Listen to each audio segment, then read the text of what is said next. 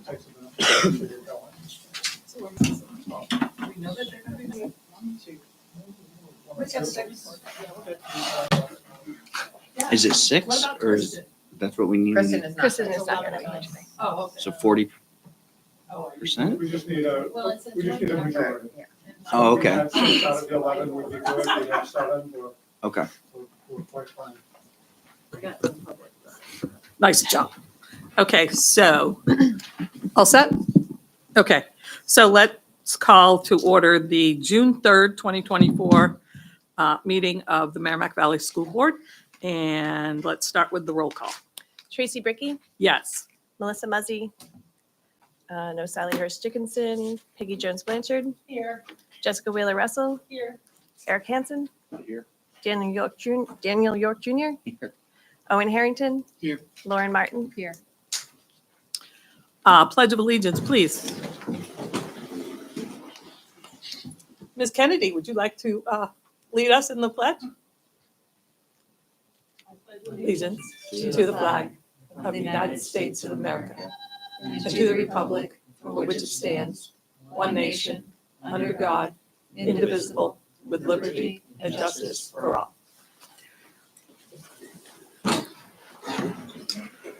So the minutes from previous meetings. Anyone? I'll make a motion that we accept the minutes of the previous meetings. Thank you. Second. Thank you. That was Jess and Peggy. Are there any corrections, adjustments? Quick, let Sally sit down. No, I know. Did your nose itch? The parking situation is crazy. Yes. I did mark them. Okay. All right. Let's see. Item 6, the 1, 2, 3, 4th line down. In the sentence, benefits of the boot camp include, I would recommend eliminating the comma after include. Item number 8, let's see, the third pair of lines, correct for the spelling of motion by Julia Jones. Oop. Number 9, under student representative report.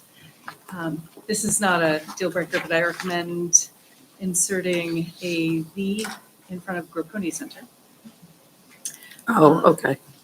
And then this one I was up in the air about, but in the final line, The final line of the that minutes? of number 9. Oh, okay, thank you. I recommend a possessive apostrophe for athletics. So Okay. athletics as apostrophe. Apostrophe.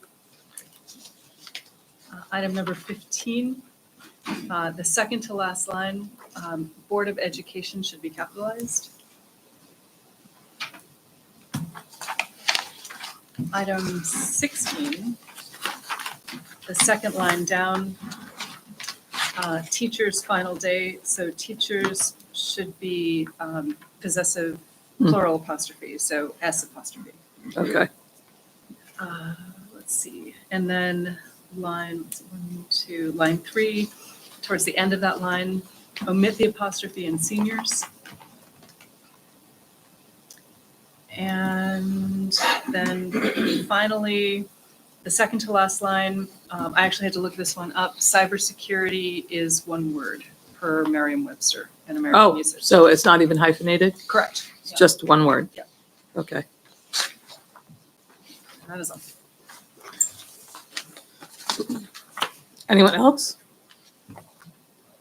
All those in favor of approving the minutes as corrected by Sally, say aye. Aye. Any opposed? I abstain. And, okay, I was just going to say, that's right, okay. Thank you very much. So next on the agenda is public comment. Marcia, I would like to comment on the entire agenda. okay, I don't know if this is a miscommunication or a communication Hey, Nick, could you problem give her somewhere that? along the line. However, though, I thought that the the school board, part of their thing is to support the students. Very important. You're all sitting here in the library. Well, in that auditorium, there's a full auditorium of students and parents for the senior awards night. And I just think that's the most important night of their life. So what in the world is the school board doing sitting in here when that's going on over there? And if you feel that you couldn't postpone this meeting, but yet you can do away with the July meeting so everybody can go on vacation, that's not being fair. I'm just totally think it's disrespectful of every student and parent who is sitting in there. There were 9 students who had 4.0, which is very, very good. And I just Yeah, it don't is. understand why this ever could possibly happen. Thank you, That's my Marcia. piece. Thank you. And I hope it doesn't happen again.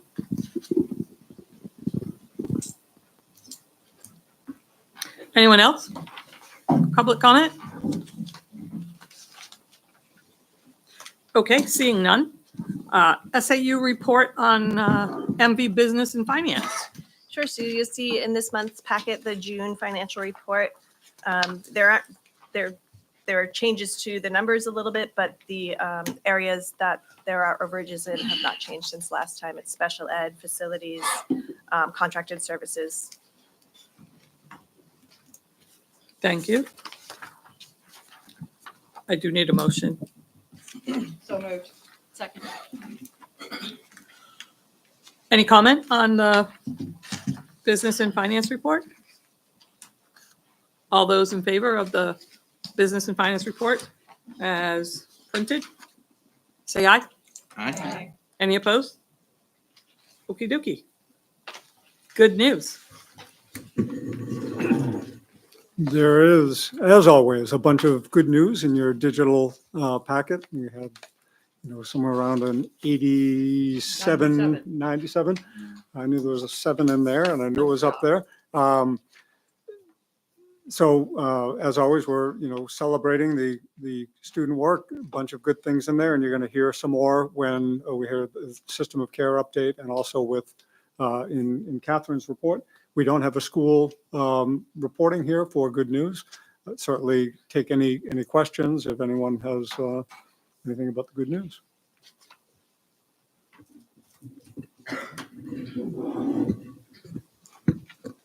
Okay, next on the agenda is Nick with the student rep report. Alrighty. Sorry for my absence last meting. Did you get your license? Well, I get my license actually. I have my driver's test Thursday because that's my birthday, and then I'm gonna go, I think, Friday to the DMV. And I guess my jokes weren't very good. Ah, from it last- could have been the delivery. Okay. Yeah, go with that, Nick. So the music department had a trip to New York City this past Saturday. Students got to participate in a Broadway workshop. The band got to work with the pit director of Hamilton, and the chorus got to work on music and choreography with a Hadestown ensemble member and the vocal director of Little Shop of Horrors. The students also got to visit Times Square, which was very busy, but also seeing the big screens was really cool, and enjoy lunch at the Hard Rock Cafe before getting to watch the Broadway show Hadestown. So everyone had a lot of fun in New York. Chorus teacher Amanda Babcock was named one of 250 quarterfinalists for the 2025 Music Educator Award at the Grammys. So that's pretty cool. Merrimack Valley Middle School Student Voice Group hosted a color run event. Students that had a waiver signed got to run approximately 1 mile. Teachers and helpers from the high school set up stations and got to throw colored chalk at the students, and most of them were wearing white. The high school Getting to Y students helped to put on the event or helped run stations, and fun was had by all. And on your digital packet, you can see photos of the event on pages 46 and 47. Some schools will be finishing up the school year with field trips, including the 6th grade trip to the Mount Washington Cruise, and elementary schools taking trips to places like Strawberry Bank, Squam Lake Science Center, the Capitol Center for the Arts, and trips to Rolfe Park. LES will be hosting their annual senior walk on June 7th at 2 p.m. on the soccer field at the school. This is always a great time. I remember when I was in LES watching all the seniors walk by, and all the seniors get to talk to their former teachers. So a great event there. I saw this. Webster Elementary second graders have been studying chicken eggs for the past couple of weeks, and they finally hatched during the school day. I thought that That's was awesome, yes. yeah. I saw that. I was like, wow, that's really cool. And of course, graduation will be this Saturday, June 8th at 10 a.m. on the all-purpose field. So I brought some summertime jokes. Have you ever been camping? It's intense. And did you hear about the ice cream truck accident? It crashed on a rocky road. Oh, That's all I got. that's all you got. It was good, though. Thank you. A Thank little you, Nick. vanilla. Next, committee reports. First one, policy. Melissa. You should be. I know. All right.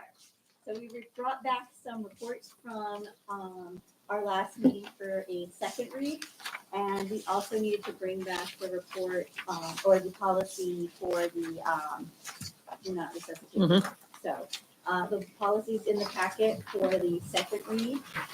Didn't really have any feedback or major changes to any of those. Oh, I'm sorry, I forgot about the microphone. I'm already in summer mode, I think. So they're on there, in there for our second read, there aren't any changes, and we could do a approval as a slate rather than individually, unless there are any questions or comments about them. And the slate would be JCA. Yep. GBCD. Yep. EBCC. Correct, BEDH. correct. Is that a motion? I'll make a motion to move policies JCA, GBCD, EBCC, BEDH. Thank you. I'll second. Thank Thank you. Are there any questions on any of those? It did seem like the change of assignment thing is clarified that it's referring to part Correct, of district. correct. Thank you. Yes. Yes. Okay, then.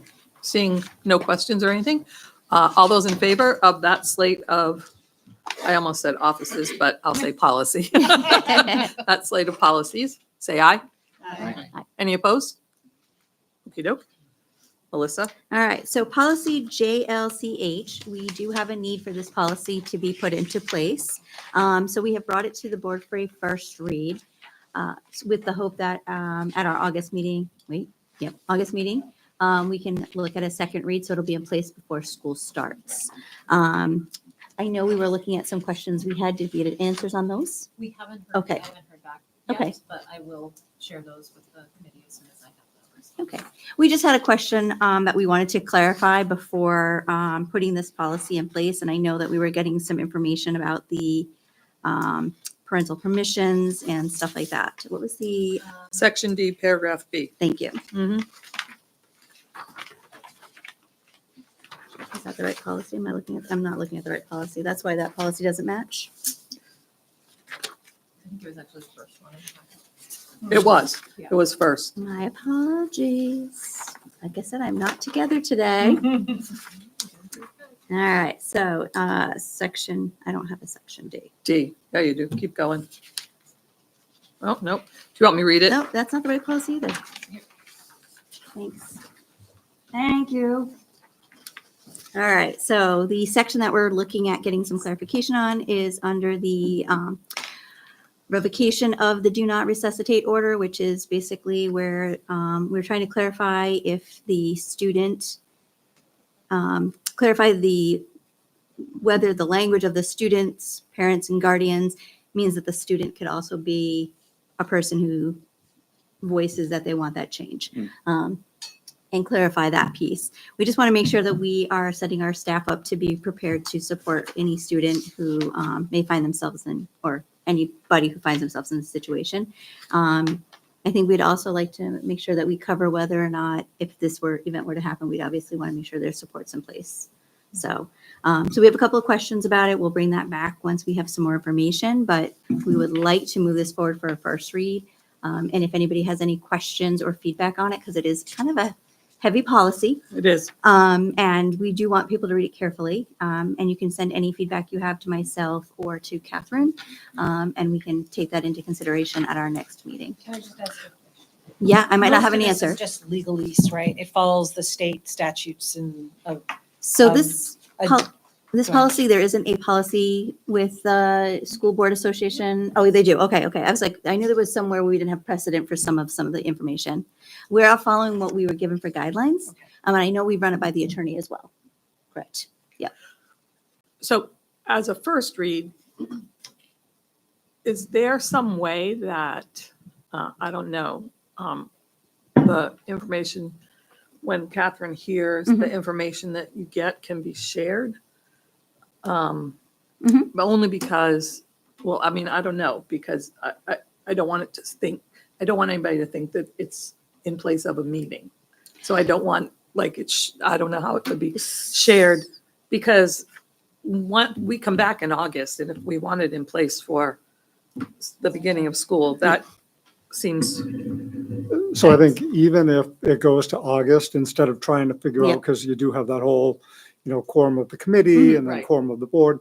I think what we're better off doing, because the September meeting is right at the beginning of the school year. So I don't think it's a okay. huge deal if we had questions in August or to go through. There's not going to be major changes. This was No. done, some of the policies we have that involve a lot of legal, where we take what the School Board Association, we work directly with attorneys building this policy the first time. Yeah. So there's really not a lot of play. I think it's just for clarification's sake. Right.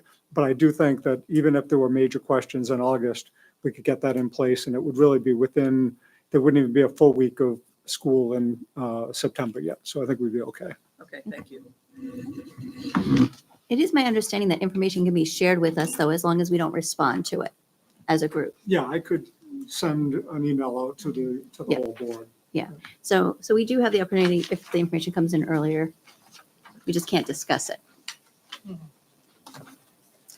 Any other questions for Melissa about JLCA? Oh, yeah. Yes, any other questions about that particular policy?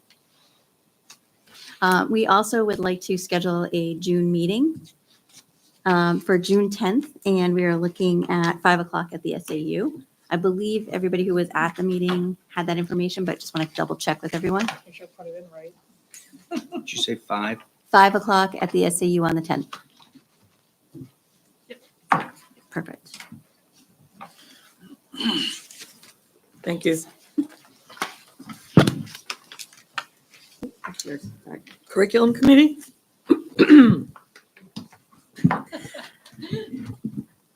So the curriculum committee has elected a new committee chair, and that is Sally. At our most recent meeting, in addition to doing that, we had an opportunity to hear from a team of students from MVHS regarding the school's YRBS data and how this information is being used to inform any changes that are happening and growth that's happening here at MVHS. And our curriculum committee will meet again in August, and we can set a date. We can set a date at our August board meeting for that committee meeting. Okay, thank you. And that leads us to our system of care update.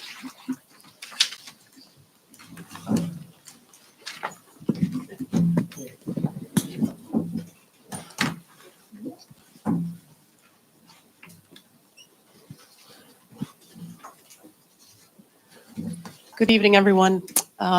The topic of this month, I heard there was some interest in hearing about attendance at the district level. So this is a short presentation, broad strokes, but I'm happy to answer any questions or drill down if there's any information folks would like. And then connect that to our system of care work around the district.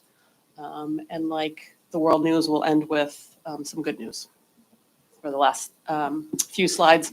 So to level set, we'll talk about truancy and chronic absenteeism. But to review what those are, truancy generally refers to unexcused absences.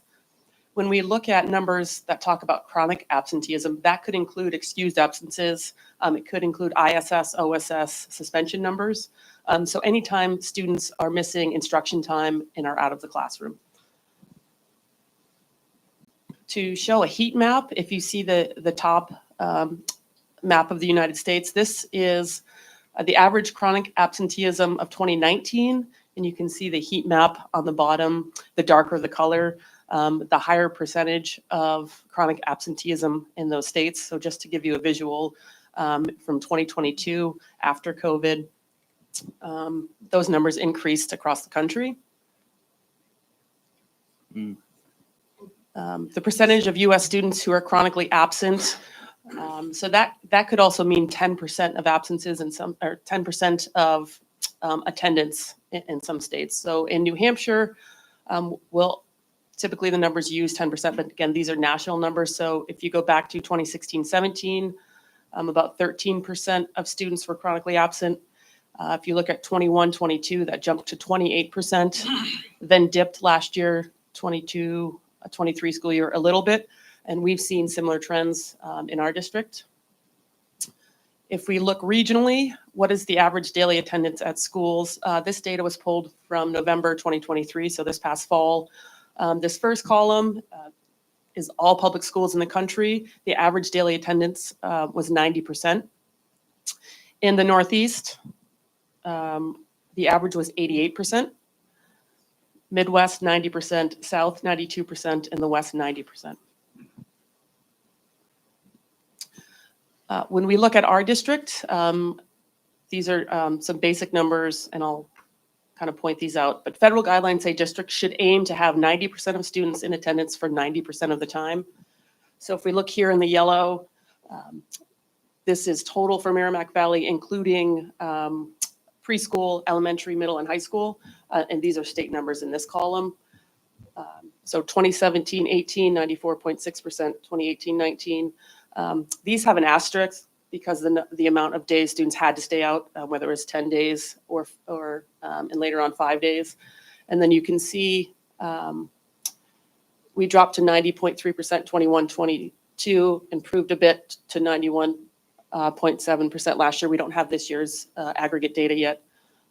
Same thing at the state level. So just to give you a visual of where we're at and where New Hampshire is at. So some of our responses across the district and prevention efforts in positions specific to school counseling, we've switched from just general school counselors to add social workers and a rebrand of student and family outreach counselors. That's been pretty successful the past 2 years in bringing in quality applicants that maybe have beyond just a social work degree or a master's in social work. It really opened up who we could bring in, and it's been, I think, pretty successful so far. Added to that were home visits for our school counselors, our social workers, and student and family outreach counselors.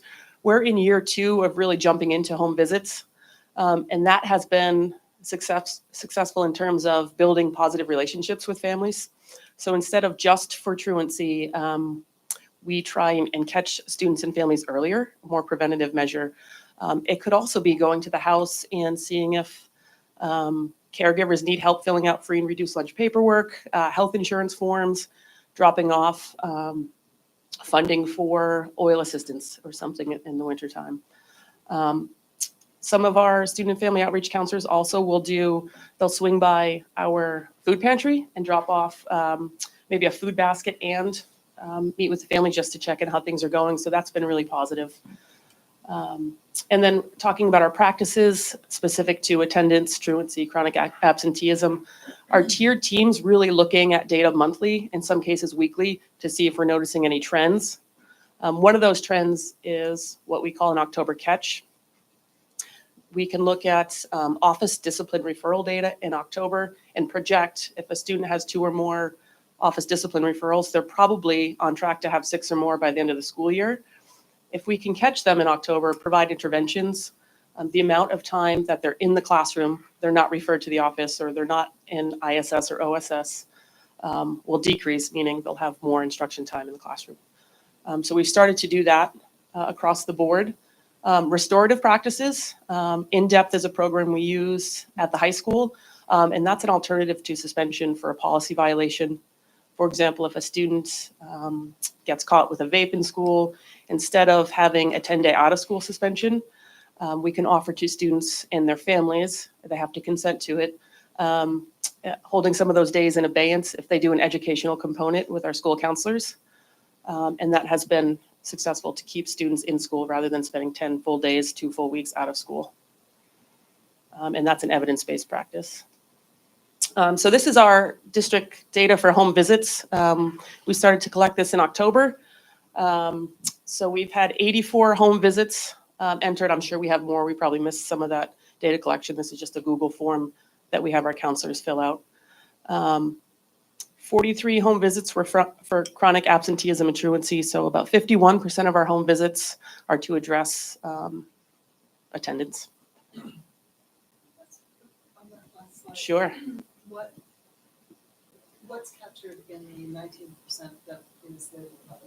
What are some of the purposes that accounts for? Sure. So some of these numbers too are skewed. It could be the same family multiple times. It could be specific to health insurance. We left that broad, so next year we'll probably drill down so we have a better idea. I'm just curious what Yeah, it would be aside from those that are specific. I would have to jump into the document and look. We have some narratives in there, but happy to drill down and get that information back to you.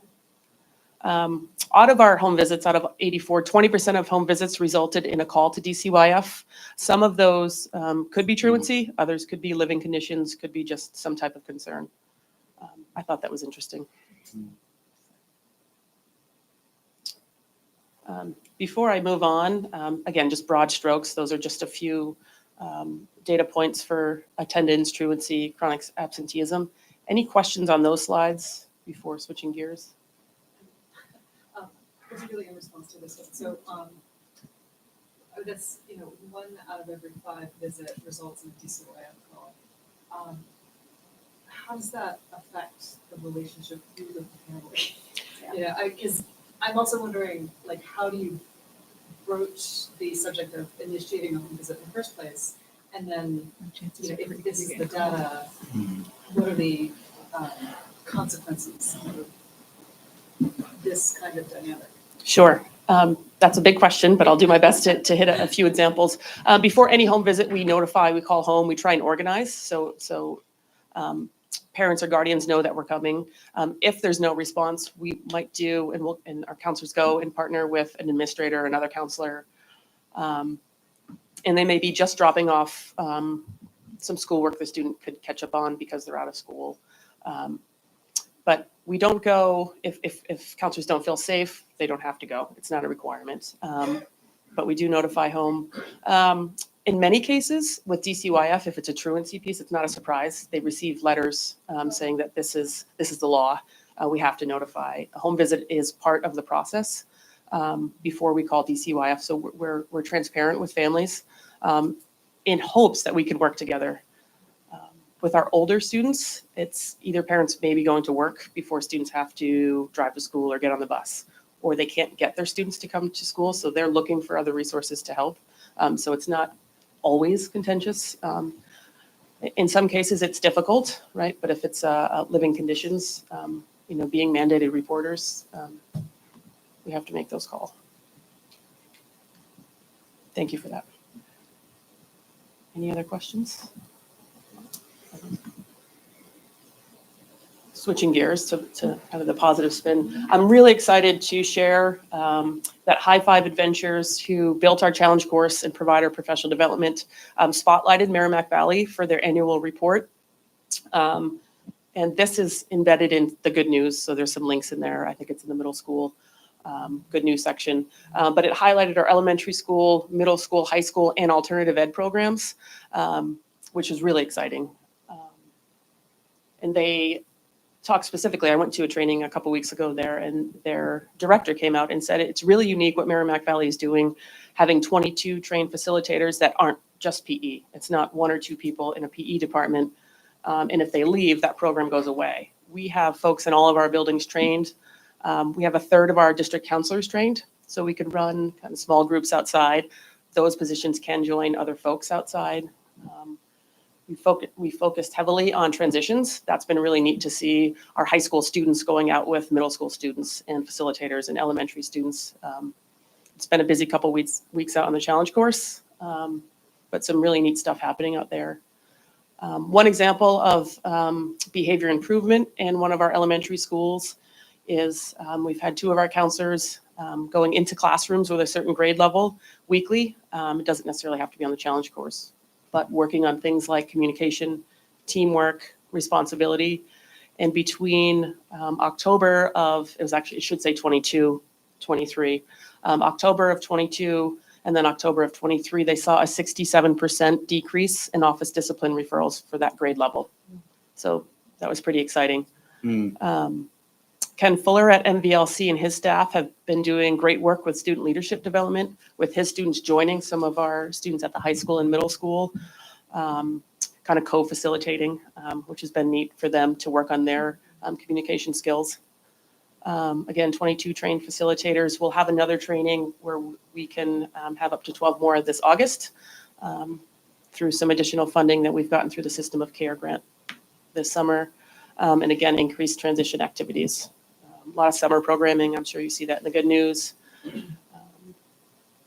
These are just some photos of our Getting to Why students, which includes Nick. He's got a few pictures in here. Students out in the challenge course. And then to highlight on the right side is our middle school. They held a Pride Olympics, which focused on behavior expectations, teaching behavior expectations to all students, and making it fun, a little competitive, ending with the color run. But in comparing last year's write-ups, we know May. We know May is going to be pretty high in terms of office discipline referrals. So they targeted May to end with Pride Olympics. And there was a 42.5% decrease in office discipline referrals because they were explicitly teaching and reteaching behavior expectations and really promoting the positive. So that was exciting. You might spot Nick in here somewhere. It's like, where's Waldo?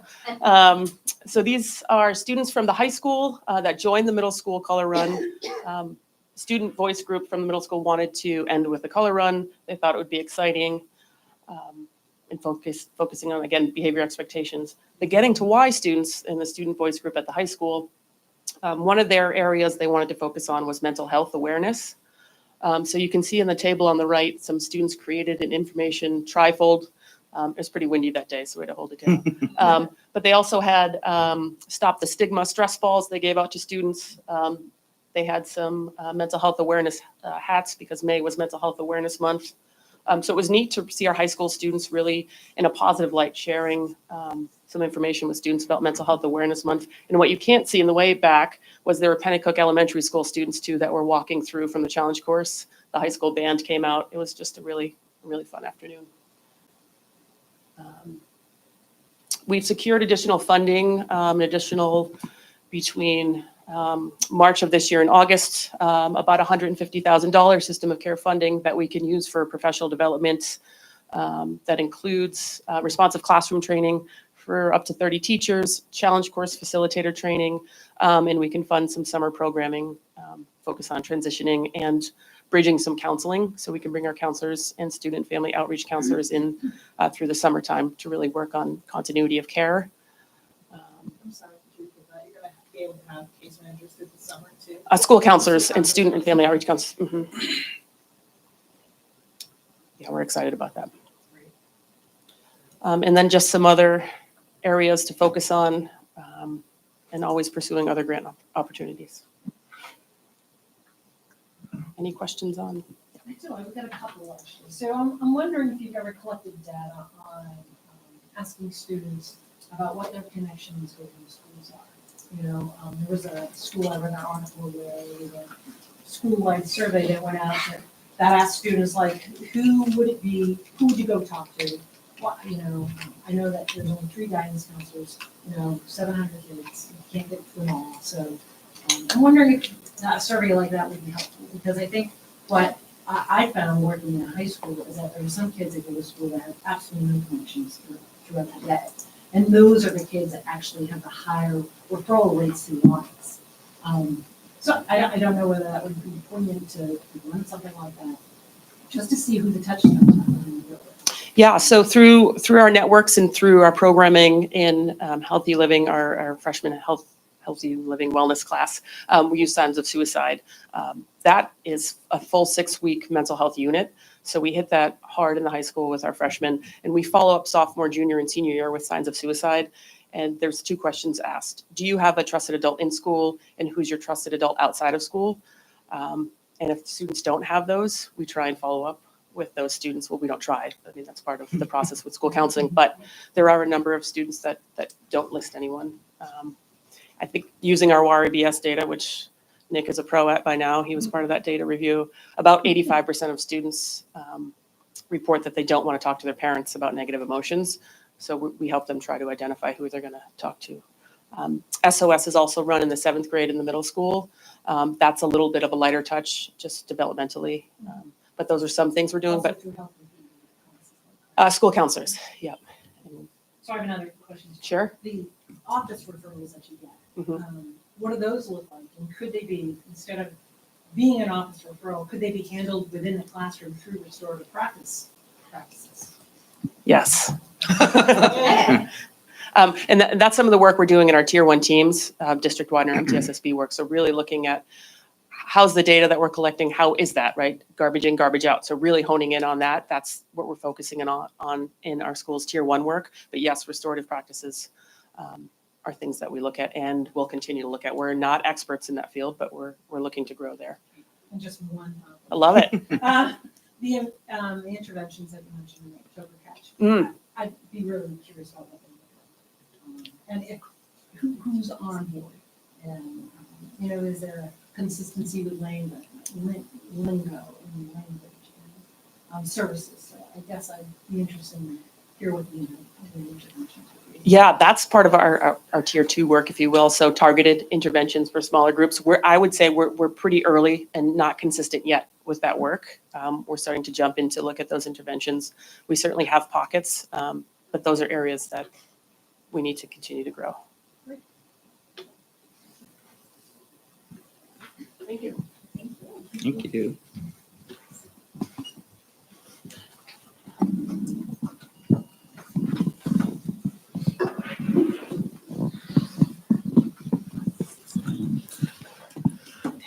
Thank you, Becky. Okay. Can I ask you a copy of that slide? Great. Becky. Oh, all right. Randy will take care of it. Don't worry. So, new business, personnel update. Kathleen? Katie sent out an updated packet online today, updating. We received 2 more resignations on Friday, which is not surprising because Friday was the last day people could resign before they would be, the breach of contract penalty would go into effect.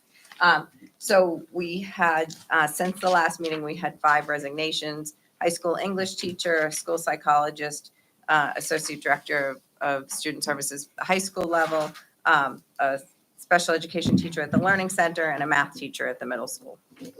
So the bottom 2, the math teacher at the middle school and the special ed teacher at the learning center, those are the ones that came in on Friday. We got everything posted and advertised as of today. So we're looking for replacements for those positions. The top, what was it? The English teacher has already been replaced. And the other 4 we're working on. We also have hired more staff since the last meeting, obviously. We've hired, I think, 8 people. 2 today, the special education teacher at Pennacook and the Webster kindergarten teacher were both hired just today. So that's why Katie sent out the update. I do want to note, and I always like when this happens, Star Fair, math teacher that's going to be at the high school, she taught for us at the middle school in the past, and then she left and she wants to come back. And we find that's happening a lot, that people who leave here want to come back here. So I think that speaks well of the district. So at this time, we have 6 openings district-wide. So for June 3rd, fingers crossed, we're doing pretty well. Now, are those professional openings? Yes, we're not discussing support staff Okay. at this time. Okay, no, Really? moving right along.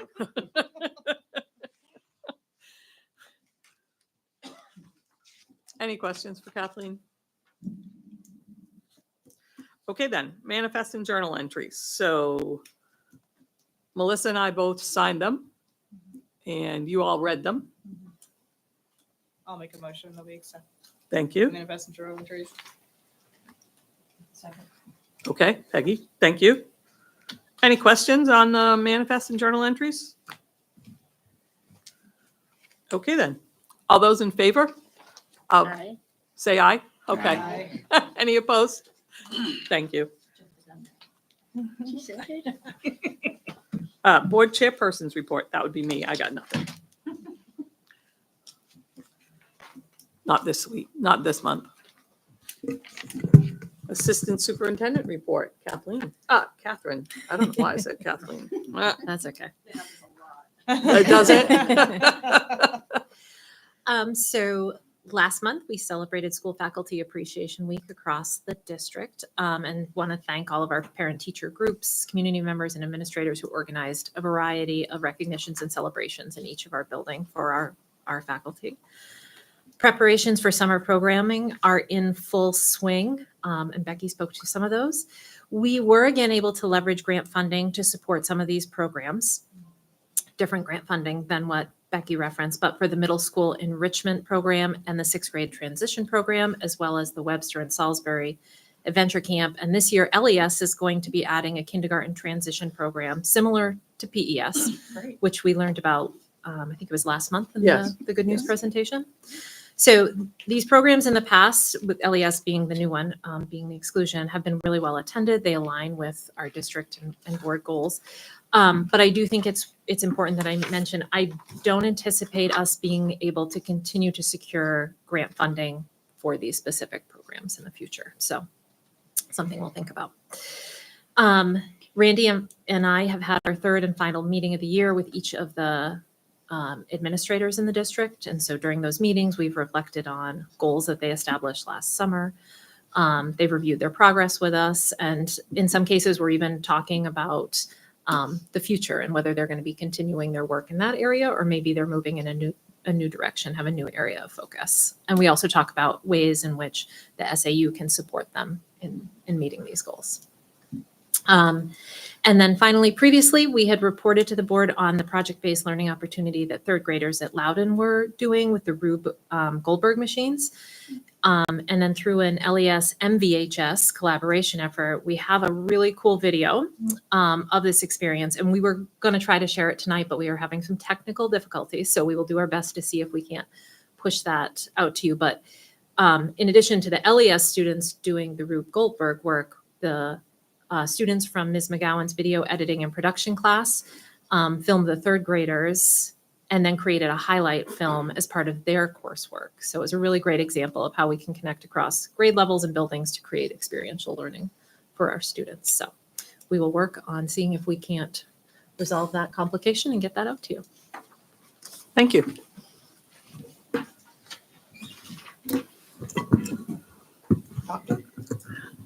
Thank you. This must be my turn. So Nick already gave you the update on about graduation coming up. We also have Pride Night next Thursday, the 13th at 6 p.m. That's the 8th grade celebration as they leave the middle school and head over to the high school. We have this Thursday at 2 o'clock in the afternoon is the MVLC graduation. And then that evening at 6 o'clock is the CSI graduation. 6 o'clock, right? Yes. No, that night. But I thought the MVLC is 2:30. Was it 2:30? I like people to get there early because of parking. So it could be 2:30 if you'd like to attend.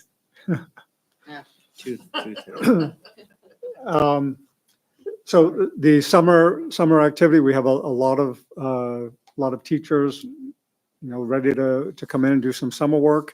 And even though, by this point in time in the year, people are, beat down and needing a break, but for the last few months, we've had people signing up for summer opportunities. So to come in and do summer curriculum work and just collaborate together without the hustle and bustle of the school year. So that's always a good sign. That's another thing we've been trying to figure out. How can we continue to fund that moving forward? Because we've had this, extra money coming in. And so we've kind of, blown the lid off the top of, saying, okay, you can have 2 days of work. And, as far as we're concerned, if teachers want to come in for 2 weeks and collaborate together in an effort to do things better for kids, then we need to find a way to make that happen. So we are trying to look at things from a number of different angles to see how we can keep some of those things going, in addition to the student-focused programs that Catherine mentioned. Later on this month at the superintendent's conference, I'll be presenting on the future of AI and, some policy implications and productivity efficiencies and, everything sort of what that might look like here. And Merrimack Valley was going to be well represented at the Chris McAuliffe Technology Conference. They just announced the keynote speakers, and it's a 2-day event now. And Jason Scrow, who is head of the Atom Group, which does all the cybersecurity, he's the one that did the cybersecurity audit, is going to be the keynote speaker on Wednesday, talking about the computer security end of things. And I'll be the keynote speaker on Thursday, talking about the fun stuff. If he's going to talk about the doom and gloom, I'm going to talk about the other side of things. So we'll have a little yin and yang in the keynote presentations, but well represented by the Valley at the Chris McAuliffe Technology Conference. I do have one request for you, and we didn't have it on the agenda. My permission to hire, we have kind of kept that lane to be professional staff and not administration. We do still have one administrative opening, and that is the Associate Director of Student Services at the high school. So I would like to respectfully request that you expand my ability to hire to include that one position, as opposed to us trying to get an emergency board meeting if we get a good person, especially since we don't have a meeting coming until August. So I'm certainly willing to discuss that and understand if you'd rather go with an emergency board meeting. So. Would this be just that one position? Yeah, that's the only administrative position we still have open. The others are 2 special ed case managers, a math position. I'm talking like it's just this single position this year. Correct. Okay. Yeah, you can limit it as much as you like more if someone is willing to make a motion to that effect. So moved. Oh, well, I was Bigger gonna, I was movie. gonna point of order. Or moved it. Anybody? I'll second. Thank you, Sally, second. Any discussion? I think we have to point of order. I think we have to opt to add that to the agenda, don't we? Or open that up, if I recall correctly, or am I just crazy? Which You is could vote to possible. add it to the agenda. I'd I don't- rather cover our bases that we. Okay, So if you'll hold on to that motion, I will make a motion that we add this item to the agenda tonight to be discussed. add permission to To hire hire and for the administrative superintendent, positions. Yeah. For the, superintendent. as an action item, yeah. I'll second. Thank you. So just so you know, we're voting on whether to add that to the agenda first. So all those in favor of adding that to the agenda, say aye. Aye. Any opposed? Perfect. Now we can vote on Laura's motion, which is to allow Randy to have permission to hire the special ed assistant director of special ed here at the high school. All those in favor, say aye. Aye. Any opposed? Perfect. Okay, then. Randy, more? Oh, that'll do it. Okay. Next on the agenda is public comment. Second. Okay, so we do have to go into non-public. Non-public is RSA 91A, 3II, C. There will be no action after, so if you want to go, you can. We will be coming back, but you don't have to stay. Roll call? Roll call. Melissa Muzzy? Yes. Sally Hirsch Dickinson? Yes. Peggy Jones Blanchard? Yes.